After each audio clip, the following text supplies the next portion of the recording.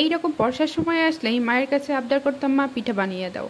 মায়ের যতই কষ্ট হোক না কেন সারাদিনের কাজ শেষেও কিন্তু ঠিকই আমাদেরকে যে পিঠা বানিয়ে দিত। বিয়ের পর আর সেই আবদারটা তো করতেই পারি না। যখন বাবার বাড়িতে যাই তখন তো মা অনেকগুলো পিঠা বানায়। এখন যেহেতু বিয়ে হয়ে গিয়েছে এখন তো আর যখন তখন সেই আবদারটা মায়ের কাছে করতে পারি না। তো ফ্যামিলির সবার আবদার ছিল যে এই বর্ষাতে যে কোনো একটা পিঠা বানাতে। আর আমার ছেলে এবং শাশুড়ি খুবই পছন্দ করে এই পিঠাটা। তো হ্যালো এভরিওয়ান, আসসালামু আলাইকুম। আজকে ছোট্ট একটা মিনি ব্লগ নিয়ে চলে এসেছি।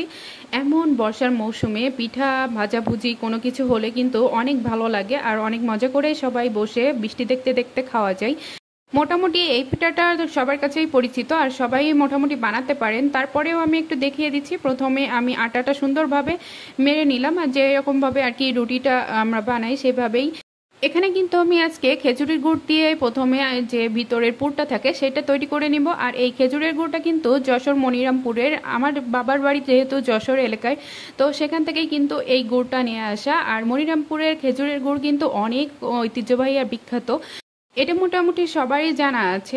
খেজুরের গুড়টা ভালোভাবে ফুটিয়ে এর ভিতরে সামান্য লবণ দিয়েছিলাম যাতে পরিপূর্ণ হয় মিষ্টিটা।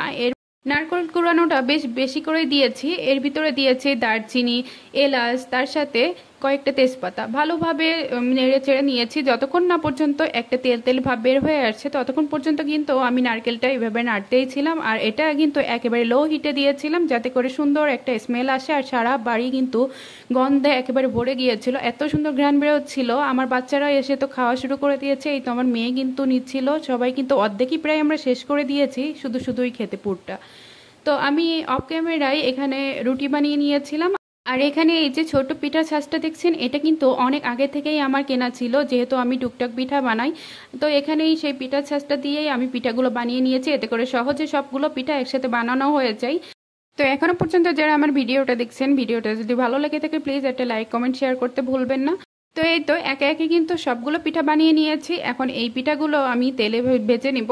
তো অনেকেই কিন্তু এটা আবার ভাপ দিয়ে কিংবা ছেঁকে তারপরে খাই। আর এটা ছেঁকা পুলি বলে, সেটা কিন্তু সাধারণত চালের গুঁড়া দিয়ে আর কি তৈরি করা হয়। আর এখানে কিন্তু মাংসের পুর দিয়েও তৈরি করা যায় এই পুলিটা। তো আমি এখানে যেহেতু নারকেলের পুর দিয়েই এটা তৈরি করেছি, তো এখানে একটু মিষ্টি মিষ্টি ফ্লেভার আসবে, এটা আমাদের অনেক বেশি ভালো লাগে।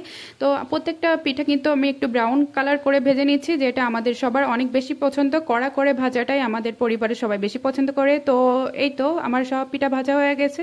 কেমন লেগেছে আজকের ভিডিওটা অবশ্যই কমেন্ট করে জানাবেন। আল্লাহ হাফেজ।